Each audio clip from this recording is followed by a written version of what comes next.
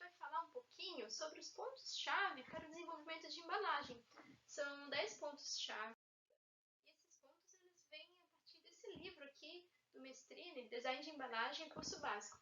Tem 2 livros, tem o curso básico e o curso avançado. Então a aula de hoje vai ser baseada nesse curso básico. Tá? Ele é uma referência bem legal assim, para vocês trabalharem a parte de desenvolvimento de embalagens, de metodologia para o desenvolvimento dessas embalagens, certo? Bom, então vamos lá. O primeiro ponto que é colocado é conhecer o produto. Então, conhecer as características do produto que você vai embalar, a composição desse produto, quais são os diferenciais dele, seus atributos, como é que ele é fabricado. Tudo isso é muito importante para decidir como é que vai ser essa embalagem, o que ela vai precisar ter. E, por exemplo, batata. Como é que a gente armazena a batata? Quem aí cozinha? Quem aí sabe como é que a gente coloca a batata na cozinha? Ó, a batata é um produto que a gente vai precisar colocar ele em um ambiente escuro e em um ambiente seco, senão ela logo vai começar a brotar e a durabilidade dela vai ser bem mais baixa. Então, sabendo disso, esse projeto aqui que trabalhou com essa embalagem para batata, que ela lembra muito, né, os sacos realmente de armazenamento que saem lá do local de produção. Então, aqueles sacos, tem o saco de ráfia, tem o saco de papel, que às vezes já vai para um consumidor mais final. Mas a ideia é, então, trazer esse ambiente ao mesmo tempo escurinho, né, e que consiga também mostrar um pouco do produto. Porque se eu não mostrar aqui a batata, como é que o usuário vai saber se essa batata está boa? Então, ao mesmo tempo, eu tenho a proteção, eu tenho, né, um escurinho, eu consigo visualizar o produto e ainda tem uma alça de transporte que ajuda, então, a fazer esse transporte até em casa. Então, é um exemplo bem interessante. E o próximo ponto, o próximo elemento-chave vai ser conhecer o consumidor. Então, as características desse consumidor, quais são os hábitos dele, como é que ele vai usar o produto que vocês vão embalar. E aí, nesse sentido, por exemplo, papel higiênico. Vocês já devem ter visto em mercado, né, que a gente tem embalagens dos mais variados tamanhos. E saber quantos moradores existem em casa, quantas vezes essa pessoa vai no mercado, vai comprar esse tipo de produto, como é que ela vai no mercado, ela vai a pé, ela vai de carro, ela vai pegar um ônibus depois, um Uber, como é que é o espaço para armazenamento em casa? Porque uma coisa é você guardar um pacote aí de 16 rolos, né? Outra coisa é guardar 32 rolos. Então, essas informações todas, esse conhecimento de como é que é esse perfil do público é extremamente importante para definir como é que vai ser a embalagem. Ok? Outro exemplo, doce de leite. Como é que você consome doce de leite? Você gosta de comer ele puro? Come com morango? Faz docinho? Que tipo de alimento você usa, né? Você usa o doce de leite para fazer o quê? Então, isso vai dar um direcionamento também de como é que vai ser essa nossa embalagem. Então, vai ser uma embalagem tipo uma bisnaga, para colocar ali junto com o morango? Vai ser uma embalagem já mais direcionada para fazer alguma receita específica? Vai ser uma embalagem para você fazer um doce, fazer alguma coisa assim? Então, essas informações é bem legal a gente correr atrás antes de fazer o projeto efetivamente da embalagem. Okay? Próximo ponto, conhecer o mercado. As características desse mercado, a história desse mercado, as dimensões também. Por exemplo, esse exemplo aqui que eu trago para vocês de um leite orgânico, essa fazenda que produz esse leite, ela está aí produzindo desde 1968, então ela tem uma história bem notável. E sendo essa história bem notável, por que não explorar isso na sua embalagem, né? Então trazer uma embalagem que realmente ressalte esses pontos, que traga uma área assim mais retrô, mais vintage, uma coisa que tente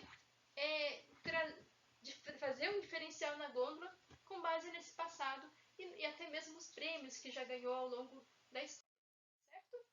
Então aqui um detalhezinho, né, desse prêmio. Vamos lá, e aqui a linha completa de produtos feitos por essa fazenda. Então, além do leite, né, tem a manteiga, tem outras coisas que eu particularmente não conheço, não é daqui do Brasil, mas é bastante interessante a linha de embalagens que ela traz. Outro ponto, conhecer a concorrência. Isso é fundamental no design de embalagens. Então, você ir ao ponto de venda, você realmente observar como é que são esses outros produtos, qual é a linguagem visual que eles trazem, porque o seu produto ele não vai estar sozinho no ponto de venda, ele vai estar em meio a tantos outros. E estando em meio a tantos outros, como é que você vai fazer para ser visto se você não sabe como são os outros? Então, você tem que ir lá no ponto de venda, observar como são os produtos, como eles são posicionados, quantas frentes eles têm, quais são os produtos mais relevantes para aquele setor, certo? Quando a gente pesquisa, um exemplo aqui, amido de milho, ou como a gente conhece, maisena. Maisena é o clássico aqui nesse momento, né? É o produto que a gente mais conhece quando fala em amido de milho, tá aqui, maisena. E a maisena, ela tem esse amarelinho aqui no fundo, tem essa ilustração, são alguns elementos que se a gente for perceber, eles são reproduzidos em outras embalagens. Então, vejam que aqui a gente tem um amarelinho, tem a ilustração, aqui a gente também tem um amarelinho, tem a ilustração, aqui a gente tem um amarelinho, não tem ilustração, mas tem uma foto. Aqui, esse último aqui é o que mais se difere, né? Esse aqui ainda traz o amarelo, esse aqui traz um pouquinho, mas de modo geral tem uma linguagem visual bastante semelhante entre os vários produtos da mesma categoria. E essa linguagem semelhante, ela está baseada num produto-chave ali para aquela categoria, que é a maisena no caso. Certo? Outro ponto importante, conhecer tecnicamente a embalagem que vai ser desenhada. Então, como é que vai ser a linha de produção dessa embalagem, aonde ela vai ser produzida, né? Quais são os materiais disponíveis, como é que vai ser o processo de impressão, o processo de acabamento e também como é que vai ser o embalamento do produto nessa embalagem, né? O engarrafamento, e aqui eu não estou falando de engarrafamento de carro, estou falando de engarrafamento de você colocar numa garrafa, então o engarrafamento desse produto líquido no caso, né? Como é que vai ser esse processo todo na fábrica? Só um pouquinho. Continuando, então, um exemplo, produto alimentício. Se eu for pensar numa pizza, num produto de padaria ou qualquer outro tipo de produto alimentício, é muito importante que o material seja um material atóxico, que não vai trazer nenhum tipo de problema ali de saúde para a pessoa que vai consumir o produto, né? Ele tem que ser seguro para a alimentação. Então, o primeiro ponto é esse, pensar nesse material atóxico. Segundo ponto, aqui pensando já numa embalagem de delivery, provavelmente, como é que vai ser a montagem dessa embalagem? Tem que ser algo rápido, tem que ser algo que a pessoa ali na hora recebeu o pedido, já monta rapidamente e já vai para a entrega sem passar muito tempo por isso, sem ter que quebrar muita cabeça nesse ponto, certo? E também o processo de embalamento, né? Como é que vai ser? Então, não só a montagem da embalagem, mas você embalar o produto, se vai ser algo simples de ser feito. Então, são todos os pontos importantes quando se pensa, no caso específico aqui, né, dessa embalagem de alimento e ainda mais para um delivery. Okay? Bom, 2 exemplos aqui da mesma marca. Vejam que ela traz toda uma parte gráfica bem interessante. Então, é um exemplo, eu gosto desse exemplo. Outro exemplo aqui, né, quando a gente pensa em doces, em geleias, o tamanho da boca do frasco, ele não pode ser muito pequenininho ali, tem que ter um tamanho grande o bastante para que tanto consiga fazer, né, colocar esse produto dentro ali do pote, no processo de produção dele, quanto depois o cliente conseguir colocar uma colher, conseguir retirar o produto com facilidade em casa e mesmo lavar o pote, né, porque muitas vezes esses potes de vidro acabam sendo reaproveitados em casa para outras utilidades. Conhecer os objetivos mercadológicos. Então, quais são os objetivos de marketing daquela empresa voltada para aquele produto, para aquela embalagem específica? Como é que é a participação de mercado dela? Ela é líder de vendas? Ela está tentando ser? Ela não está tentando concorrer com a líder, que é um outro mercado, um outro nicho específico? Como é que então deve ser essa embalagem e comunicação para conseguir atingir aqueles objetivos de marketing? Quais são as diretrizes comerciais para que se pense a embalagem a partir desse. Então, tem um exemplo bem legal de uma empresa que ela vendia copos de vidro, e ela percebia que ela tinha um problema. E não era exatamente com o produto dela. O produto dela estava ok, servia ao propósito, né? Ela não estava incomodada. A gente está falando de 1998, a empresa era CIV, e ela havia vendido naquele ano 33 milhões de copos. O que aconteceu? Ela tinha essa embalagem para os produtos dela, né, para os copos dela. Então, quando você ia numa gôndola, você não tinha muito destaque ali pro copo, mesmo para a própria marca da empresa em si, né? Era tudo muito igual, tudo muito pouco chamativo, pouco interessante. Era um produto qualquer ali na gôndola. Então, ela percebeu que era esse o problema dela. E, sendo um problema identificável, ela podia então começar a pensar em uma solução. E aí ela foi buscar parte de design de embalagens, a solução para esse problema dela. E veio essa embalagem aqui. Ela fez o redesign da embalagem, ela foi lançada no mercado, né? Percebam que uma diferença bem grande em relação ao produto anterior, né? a embalagem anterior que ela vendia, os copos. E aí, o que aconteceu foi que em 1999 foram vendidas 80 milhões de unidades de copo. Em 2 anos, as vendas triplicaram. Então, olha a diferença. Só a questão de você mudar dessa embalagem aqui para essa embalagem aqui. Então, a gente tinha uma visualização maior dos copos na primeira, mas ao mesmo tempo mostrava e não mostrava nada, né? Não tinha o projeto gráfico da embalagem que realmente reforçasse aquela marca, que valorizasse na gôndola. Então, a partir desse segundo projeto, né, as vendas se intensificaram bastante e se conseguiu ter uma exposição melhor do produto, uma visualização, um foco maior para o produto na gôndola, certo? E essa solução de design, né, de estratégia, ela foi tão interessante que até hoje ela é mantida. Então, esse é um produto mais atual da CIV.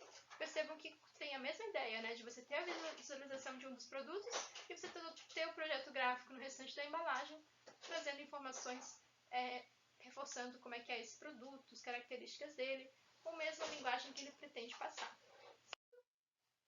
Próximo ponto, próximo elemento-chave, é ter uma estratégia para o design. Então, a gente tem que começar a pensar, né, nos caminhos possíveis, a partir daqueles problemas verificados, para a gente atingir a estratégia, os objetivos ali de mercado, os objetivos da estratégia ali que foi traçada no ponto anterior. Então, a ideia aqui é que a gente consiga buscar uma vantagem competitiva explorando o aspecto visual da embalagem na gôndola. Então, volta lá no mercado, volta lá na loja, veja na gôndola como é que realmente é o posicionamento disso tudo, para que a gente consiga traçar uma estratégia de design adequada. Então, se eu for dar uma olhada, por exemplo, numa gôndola de leite, tem algum desses produtos que se destaca visualmente? Como é que eles são? Formato, né, a partir de design estrutural da embalagem, cores. Essas cores representam alguma coisa? Como é que são esses produtos? Então, a gente tem que ir lá observar isso e aí tentar fazer algo que seja tanto ou em linha com os outros produtos ou que realmente tenha um destaque maior, né? Isso vai depender da estratégia que está se buscando naquele momento. Por exemplo, essa embalagem aqui de cerveja, será que ela se destaca visualmente? Então a gente tem aí um contraste, né? Cores preto, tem o preto, tem o dourado. Não sei se vocês estão me ouvindo bem agora com a musiquinha aqui. A Catarina está brincando do lado. Mas essa embalagem pode se destacar bastante, mas vai depender do que está em volta. Por exemplo, essa outra embalagem tem parte gráfica e bem importante, bem interessante, né? Bem expressiva. Então, ela também chama a atenção, mas esse chamar a atenção é relativo. Então, ir na gôndola é extremamente importante para você conseguir definir a sua estratégia de design, ok? Próximo ponto, desenhar de forma consciente. Então, as alternativas elas devem ser desenvolvidas sempre com base na metodologia e com foco nos objetivos estratégicos que foram traçados. Então, não adianta tentar fazer uma coisa muito fora disso, porque não vai atender ao que a gente está buscando. Veja só esse exemplo aqui de açúcar orgânico. São 4 marcas diferentes que vendem o mesmo produto. E se a gente for reparar nas embalagens, né, todas elas têm alguma semelhança. Então, elas trabalham ou com uma cor, saiu errado ali, com uma cor verde, né, com a textura meio de palha, uma corzinha meio palha, meio areia, e com elementos da natureza. Então, eles acabam trazendo toda uma linguagem muito semelhante. Então, essa estratégia de design acaba sendo de se aproximar a outros produtos da marca para ser conhecido. Então, próximo ponto, trabalhar integrado com a indústria. Então, a gente precisa saber aonde que esse produto vai ser produzido, né? E antecipar as melhores soluções para esse produto.